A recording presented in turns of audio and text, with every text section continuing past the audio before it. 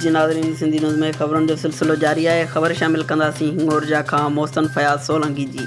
हिंगोरजा civil अस्पताल rural health centre हिंगोरजा में आवाम जे इलाज जूं सहूलतूं ऐं दवाऊं न मिलण ख़िलाफ़ शहरनि जो सिविल अस्पताल जी गेट आॾो एहतिजाजी मुज़ाहिरो।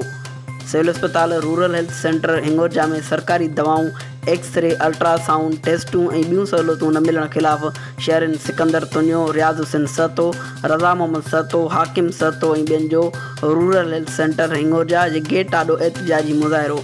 उन मौक़े ते मुज़ाहिरीन मीडिया सां ॻाल्हाईंदे चयो त रूरल हेल्थ सेंटर हिंगोरजा आवाम लाइ बेलाभ बणिजी वियो आहे। इस्पताल में दवाउनि समेत इलाज जी का बि सहूलियत न आहे। इस्पताल जा डॉक्टर बि अक्सर ड्यूटी जे वक़्तनि ते ग़ाइबु रहनि था। हुन DHO ख़ैरपुर सिहत खाते जे आला अमलदारनि ऐं वज़ीर आला सिंध सैयद मुराद अली शाह खां मुतालबो कंदे घुर कई त रूरल हेल्थ सेंटर हिंगोरजा खे जल्द इलाज जूं सहूलतूं ॾेई शहरनि खे रिलीफ फ़राहम कयो वञे।